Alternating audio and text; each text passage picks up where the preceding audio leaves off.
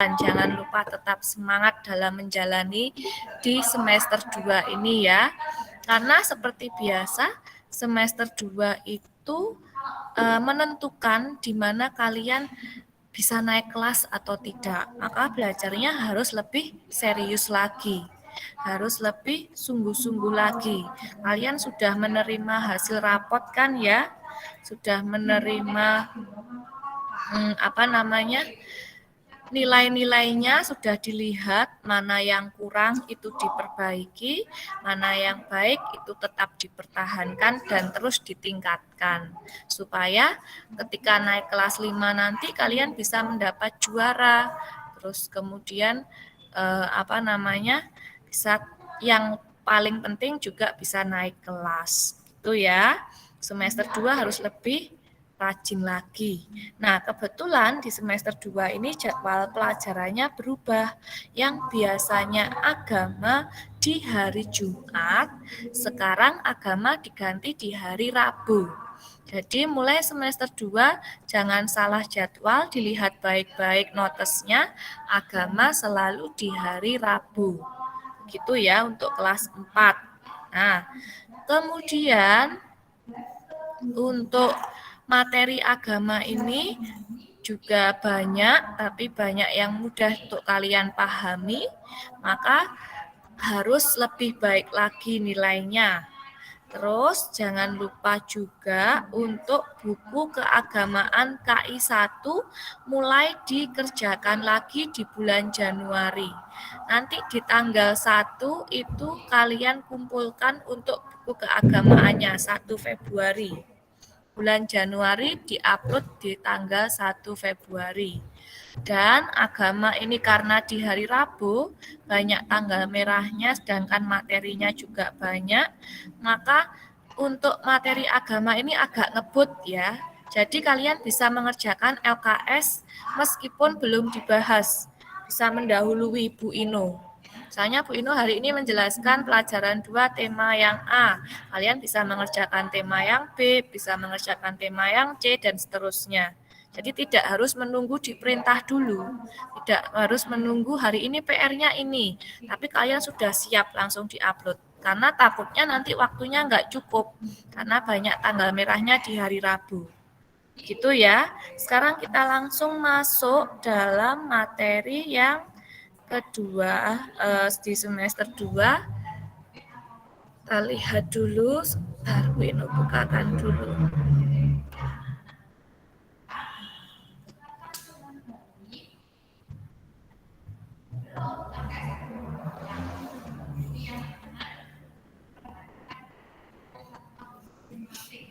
Sudah muncul di layar kalian? Sudah, Bu. Oke. Yesus mewartakan kerajaan Allah melalui perumpamaan. Sebentar Bu Ino, tak ngecek dulu yang emailnya L. Kayaknya sudah ada, tapi kok enggak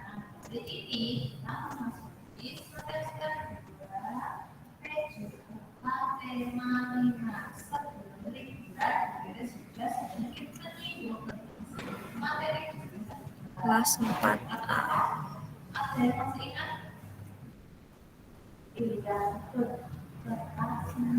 Duh, ini otomatis kan ya gabung ya. Terus kok orang kehapus di GCN.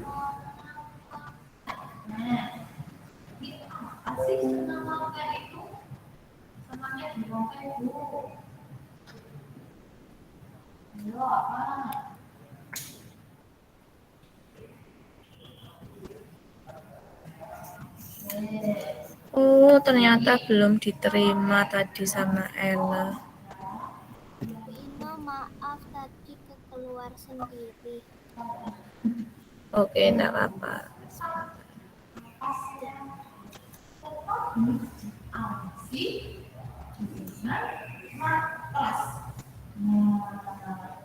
Kenapa sih harus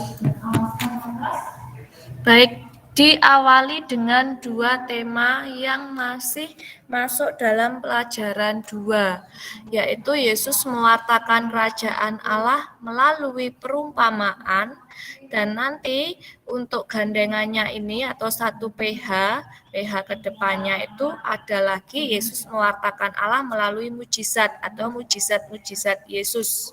Nah, siapa di antara kalian yang sudah bisa menyebutkan contoh-contoh perumpamaan yang diwartakan Yesus dalam mewartakan kerajaan Allah? Siapa yang sudah bisa? Ada yang tahu apa saja contoh-contoh perumpamaan itu? Misalnya, angkat tangan. Loh, masa enggak ada yang tahu apa saja perumpamaan? Perumpamaan Yesus tentang apa? Tentang apa? Banyak loh dalam kitab suci. Di kelas 4B tadi banyak yang tahu contoh-contoh perumpamaannya. Kelas 4A, ada yang tahu? Perumpamaan yang dibuat oleh Yesus apa saja? Oh, ternyata masih banyak yang belum mengenal ya. Oh, Cilian. Oke, Cilian. Perumpamaan hamba yang setia dan hamba yang jahat. Hamba yang setia dan hamba yang jahat. Boleh, ada lagi. Vido. Perumpamaan biji sesawi. Oh, pintar. Perumpamaan tentang biji sesawi. Ada lagi. Ternyata ada yang sudah tahu. Nah, apa itu perumpamaan? Oh, Kathleen. Sebentar. Ada pesawat lewat agak berisik. Perumpamaan ragi. Ya, boleh. Apa, Kathleen?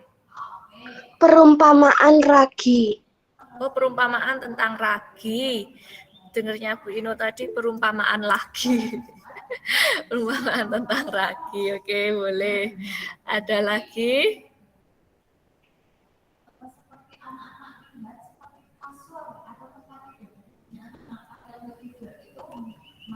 Oke, sekarang kita lihat apa itu perumpamaan. Perumpamaan ialah kata-kata yang digunakan Yesus dalam mewartakan kerajaan Allah. Nah, kata-kata yang bagaimana? Kata-kata yang menyampaikan pesan dengan menggunakan bahasa kiasan, bahasa imajinatif, atau perbandingan. Jadi dengan bahasa yang digunakan dengan kata-kata Yesus sendiri supaya para pendengarnya itu mudah untuk membayangkan, mudah untuk menerima, mudah untuk memahami apa yang dikatakan oleh Yesus. Jadi diandaikan, misalnya Yesus ingin menyampaikan kerajaan Allah dengan pesan seperti ini. Nah, Yesus menggunakan cerita, menggunakan kata-kata yang isinya tentang sebuah kiasan. Jadi sebuah perbandingan, sehingga penyampaian Yesus tentang kerajaan Allah itu dapat dipahami sungguh-sungguh oleh para pendengarnya. Maka di sini tujuan Yesus menggunakan perumpamaan itu ialah mewartakan kerajaan Allah. Yesus seringkali menggunakan perumpamaan agar lebih mudah dipahami para murid atau pendengarnya. Jadi tujuan Yesus menggunakan perumpamaan apa, anak-anak? Supaya para pendengarnya Mudah para memahami.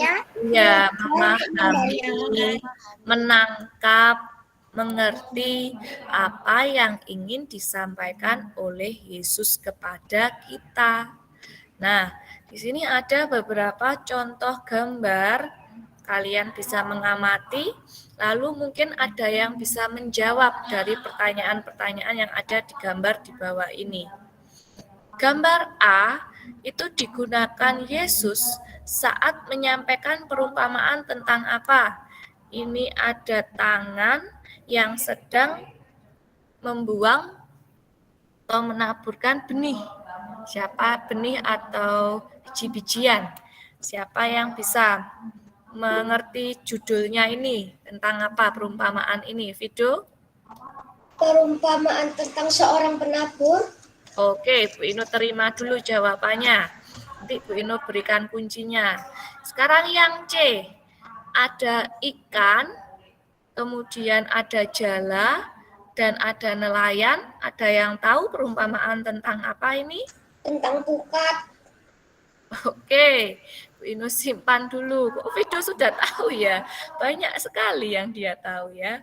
Sekarang gambar yang, oh ini salah, ini gambar yang B, sekarang gambar yang C. Ada gambar pohon gandum. Siapa yang bisa menyampaikan ini? Perumpamaan tentang apa?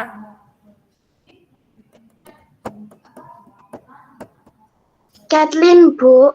Oke, Kathleen. Perumpamaan lalang dan gandum. Oke, Bu Ino terima dulu jawabannya. Nah, sekarang kita lihat di sini. Yang pertama tadi betul, jawabannya ialah perumpamaan seorang penabur. Atau tentang benih yang tumbuh, itu hampir sama. Kemudian ada perumpamaan tentang pukat, di mana ada ikan dan jalanya tadi.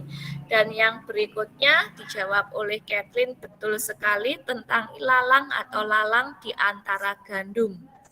Nah, ada lagi juga perumpamaan tentang harta terpendam dan mutiara berharga. Nanti kita akan lihat di sini. Kalian bisa menemukan tentang perumpamaan-perumpamaan itu dalam 3 Injil. Matius, Markus, dan Lukas. Di Yohanes tidak ada ya, atau jarang ada. Nah, kalian bisa mencarinya masing-masing 5 perumpamaan dalam Injil Matius, Injil Lukas, dan Injil Markus.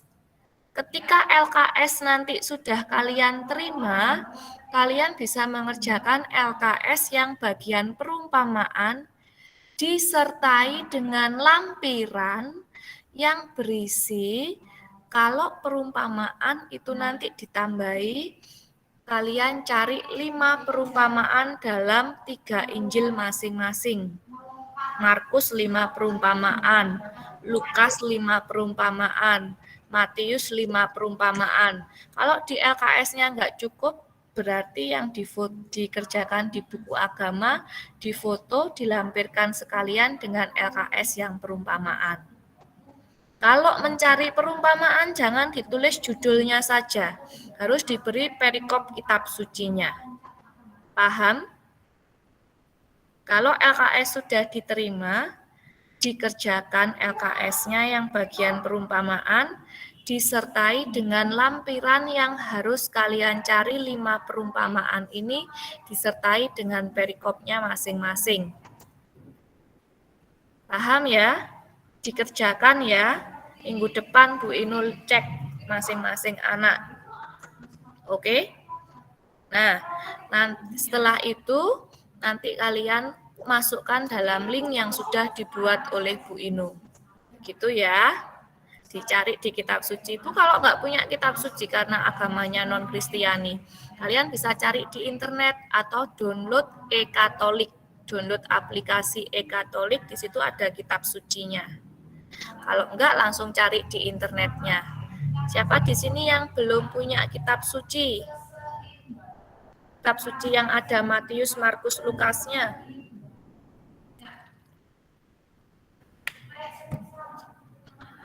Kalau tidak punya bisa cari di internet atau di Google ya. Oke, sekarang sebelum masuk lebih lanjut ada satu buah film tentang perumpamaan Yesus tentang seorang penabur. Perhatikan baik-baik ya.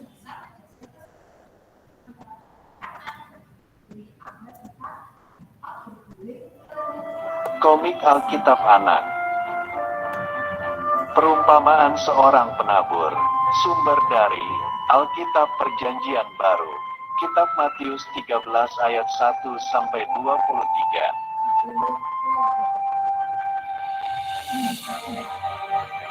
Suatu hari, ada seorang penabur yang keluar untuk menabur benih yang jatuh di atas 4 jenis tanah.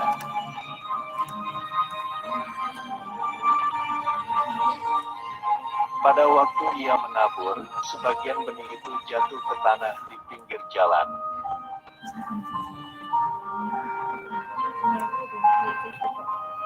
Lalu datanglah burung dan memakan benih itu semua sampai habis dan tidak berbuah.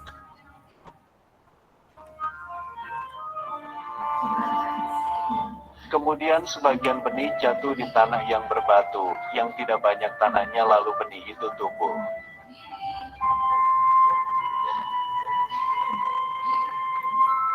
Tetapi setelah matahari terbit, benih itu menjadi layu dan kering karena tidak berakar dan tidak berbuah.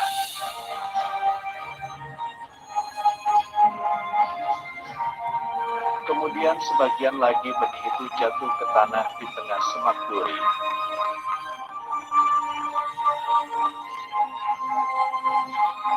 Lalu makin besar semak duri itu dan menghimpit benih yang tumbuh itu sampai mati dan tidak berbuah.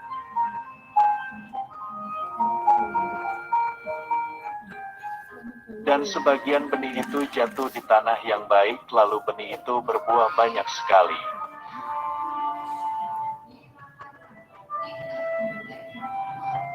Benih itu ada yang berbuah 30 kali lipat, ada yang 60 kali lipat, dan ada yang 100 kali lipat.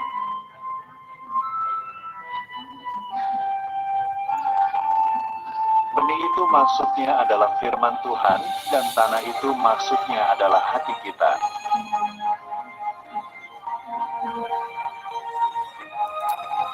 Benih yang di pinggir jalan adalah firman yang hanya didengar saja dan tak memperhatikan firman itu, lalu datang si jahat yang mengambil firman itu di hatinya.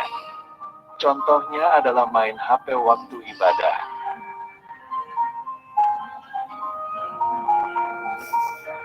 Benih yang di tanah berbatu adalah firman yang hanya didengar saja dan tak mempelajari firman itu, lalu datang masalah yang menjauhkan firman itu di hatinya. Contohnya adalah malas membaca Alkitab.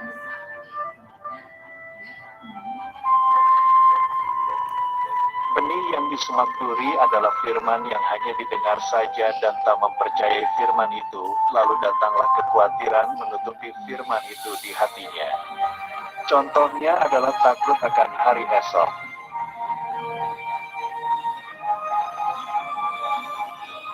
Benih yang di tanah baik adalah firman yang didengar dan disambut, yaitu memperhatikan, mempelajari, dan mempercayai firman itu. Contohnya adalah rajin membaca Alkitab, merenungkan, dan melakukan firman Tuhan.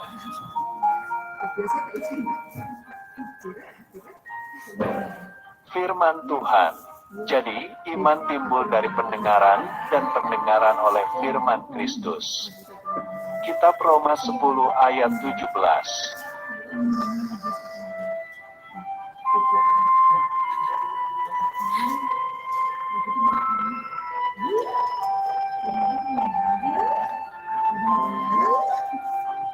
Oke anak-anak, terima kasih sudah melihat. Sekarang Bu Ino mau cek dulu siapa yang melihat sungguh-sungguh dengan memberikan beberapa pertanyaan.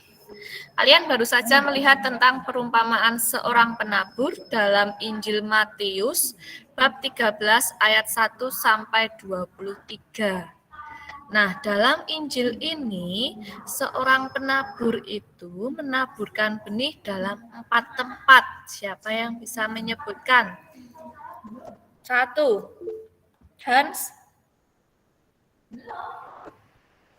Di pinggir jalan. Pinggir jalan, oke, betul.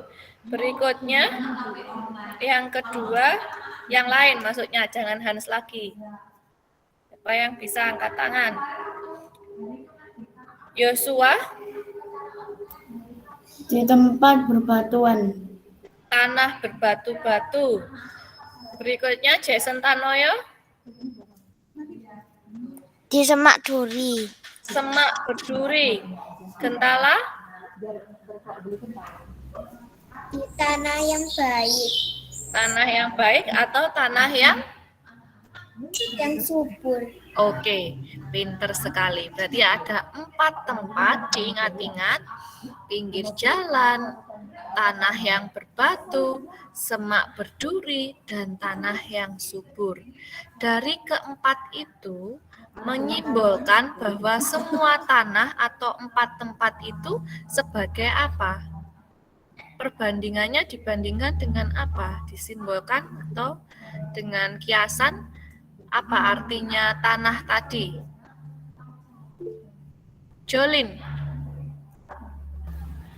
Tanah itu hati kita dan benih itu firman Tuhan. Pinter. Tanah itu ialah hati kita atau diri manusia masing-masing. Sedangkan benih itu ialah sabda Tuhan atau firman Tuhan. Nah, lalu siapa yang dimaksud dengan seorang penabur itu siapa?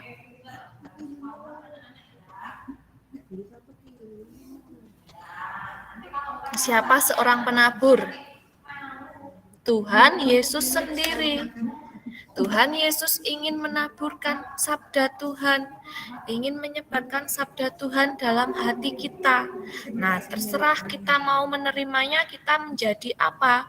Apakah kita menjadi semak berduri yang akarnya tidak kuat, jadi tidak bisa bertumbuh, atau tanah yang berbatu-batu, yang gampang mati, kemudian jadi tidak bisa tinggal di dalam hati kita, atau yang di pinggir jalan hilang karena dimakan burung dan sebagainya. Nah, itu semuanya tergantung dalam diri kita. Masuk telinga kanan, keluar telinga kiri, kan ada istilah seperti itu. Kalau dinasihati hanya lewat begitu saja. Ataukah kita bisa mengolah hati kita sehingga kita bisa menjadi tanah yang subur, sehingga benih itu sampai benar-benar di dalam diri kita dan kita membuat sabda Tuhan menjadi semakin berbuah, menjadi semakin berkembang di dalam diri kita. Kita bisa menyampaikannya kepada orang-orang yang ada di sekitar kita, menanamkan apa saja sabda-sabda Tuhan tersebut. Nah, begitulah cerita dari perumpamaan seorang penabur. Kita lihat di sini beberapa makna perumpamaan. Kalau tentang seorang penabur dalam menegakkan kerajaan Allah, betapapun terjadi kegagalan, tetapi akan menghasilkan panenan. Oleh karenanya, pengikut Yesus tidak perlu berkecil hati dan mudah putus asa. Jadi kalau kita menjadi tanah yang berbatu, kita bisa berubah menjadi tanah yang semak berduri, ingin menanam sebentar meskipun setelah itu rusak karena duri-duri yang lain, atau kita menjadi yang di pinggir jalan, tapi kita terus melatih sehingga kita bisa mencapai puncaknya untuk menjadi tanah yang subur. Maka jangan mudah untuk berputus asa. Kemudian tentang benih yang tumbuh. Perumpamaan ini hendak mengatakan bahwa kerajaan Allah itu seumpama benih yang sudah ditaburkan, lalu ia akan tumbuh sendiri. Terkadang tidak bisa diamati perkembangannya, tapi pada saatnya yang tepat Allah sendiri yang akan menegakkan kerajaan Allah. Atau perumpamaan tentang ilalang di antara gandum. Lalang itu apa sih? Tanaman yang mengganggu. Tanaman yang tidak diinginkan, merusak dari tanaman yang utama. Sehingga dalam kehidupan itu ada seorang yang baik dan juga ada orang yang jahat. Bila kerajaan Allah berdiri dengan tegak, maka yang jahat pun bisa hidup bersama dengan penuh kesabaran serta kasih, sehingga yang jahat menjadi yang baik. Itu yang dimaksud. Kita lihat berikutnya. Perumpamaan tentang pukat. Dalam kerajaan Allah dikembangkan sikap tidak mudah menghakimi orang lain. Kamu berdosa karena kamu telah berbuat begini-begini. Nah, oke, Kathleen. Tapi yang menentukan dosa tidaknya itu hanya Tuhan. Di mata manusia mungkin orang ini berdosa, tapi di mata Tuhan belum tentu orang ini berdosa. Maka yang bisa menentukan mana yang layak masuk dalam kerajaan Allah dan mana yang tidak, itu biarlah Allah sendiri. Berikutnya tentang perumpamaan harta terpendam dan mutiara berharga. Manusia harus memandang Allah sebagai harta yang paling berharga. Untuk itu, ia harus berani dan rela meninggalkan segala harta miliknya untuk bersatu dalam Tuhan. Ini artinya harta terpendam dan mutiara berharga. Ini tugasnya kalian tadi yang sudah ditugaskan Bu Ino. Masing-masing dalam kitab suci ini dicari 5 perumpamaan. Kemudian tadi Bu Ino di awal sudah pesankan boleh mengerjakan LKS meskipun itu belum dijelaskan materinya. Jadi boleh mendahului. Nah, Bu Ino minta untuk yang mujizat juga dikerjakan supaya waktunya nanti cukup meskipun terpotong dengan tanggal merah. Jadi di dalam 3 Injil ini juga nanti dicari 5 masing-masing mujizat-mujizat yang dilakukan oleh Yesus. Ditulis juga perikopnya, dilampirkan juga saat mengumpulkan LKS yang mujizat. Nanti ada linknya masing-masing, linknya perumpamaan dengan linknya mujizat. Saat mengumpulkan linknya mujizat yang dikirim LKS, hasil kerjamu LKS, dengan lampirannya 5 perumpamaan masing-masing dalam 3 Injil tersebut. Saat mengumpulkan di link mujizat, sama hasil LKS-nya dengan lampiran masing-masing 5 mujizat dalam LKS tersebut. Dari sini paham? Ada yang masih bingung? Boleh ditanyakan. Paham ya? Oke, Bino lanjut kalau sudah paham. Berikutnya contoh perumpamaan Yesus yang dapat ditemukan dalam kehidupan kita. Ternyata perumpamaan tentang lalang di antara gandum, mutiara dan harta yang terpendam, benih yang tumbuh, itu ternyata kita alami atau ada di dalam situasi hidup kita. Lalang di antara gandum itu hidup berdampingan orang baik dan orang jahat. Jadi dalam diri kita itu ada yang baik dan ada yang jahat. Orang di sekitar kita ada yang baik dan ada juga orang di sekitar kita yang jahat. Nah, berikutnya mutiara harta terpendam. Banyak yang terpanggil untuk hidup selibat melayani Tuhan. Hidup selibat itu tidak menikah. Kalau dalam agama Katolik seperti romo, frater, suster, itu mereka tidak menikah karena mengabdikan dirinya sebagai pelayan Tuhan. Maka disebut sebagai mutiara dan harta yang terpendam. Berikutnya benih yang tumbuh. Kita bertumbuh dalam iman dengan cara hidup masing-masing. Misalnya aktif dengan kegiatan keagamaan. Misalnya menjadi mesdinar, putra-putri altar, membaca lektor saat misa, kemudian membawa persembahan saat misa, aktif dalam kegiatan lingkungan gereja di tempat tinggal kita, mengikuti doa-doa lingkungan. Nah, kalau Kristen biasanya ada pelayanan seperti menjadi pemandu lagu. Kalau saat ibadah, ya kan, di agama Kristen ada seperti itu kan ya. Penyanyi atau yang memandu lagu itu kan juga termasuk aktif dalam kegiatan keagamaan. Oke, dari sini ada yang ingin ditanyakan?